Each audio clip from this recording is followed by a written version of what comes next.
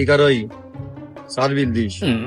এই কয়েকদিন আসি, মনে করে যে লোকজন আমাকে খাওয়াচ্ছে, সম্মান করতেছে, খেয়ে দিয়ে চলে যায়, বিল সব আমাকে নামে লিখেছে, পরে আরো দেরি কথা কয় যে সামনেরা সার্ভিস দেনারই ওই 1,000 টাকা দে।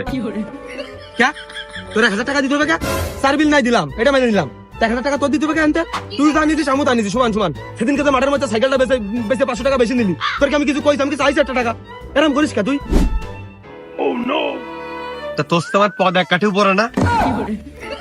ও পদমাত আমি বুঝি না, ও পদমাত খাতা কলমে থাকতে পারে, কিন্তু মাঠের কর্মী হিসেবে আমি তোর চেয়ে ভালো।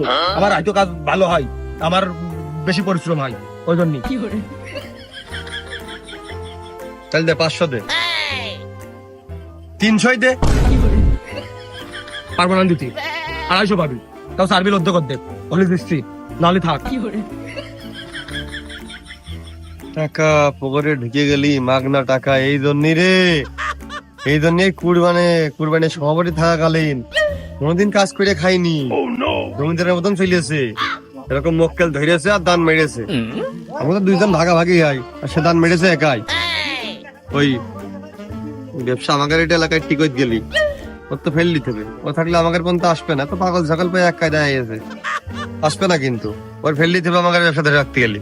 হয়তো কুরবানি তো আগের আমলে সে মাতঘা নেতা ছিল, রানিং শো সভাপতি ছিল আগের আমলে। লোকজন তো মারপিট করে খুব ধান্দা মান্দা ধরে দেবো করে মেলা টাকা পয়সা ইনকাম করেছে। সারা বাড়ি টুক করে কি রে। যাই হোক, ওই এখন একটাই করণীয়, ঠিক আছে? আমি করবানে, তোর করা লাগবে না, তুই তো কিছু পারবি না। ওই এলাকায় কুরবানির নামে গুজব রটা বানে, রোটিনে একটা প্রশাসনিক দিক দিয়ে একটা চাপ সৃষ্টি করে ওর এলাকার লোকজনের কাছে খারাপ বানাই দিবানে, কিরম হবে না? ভালো।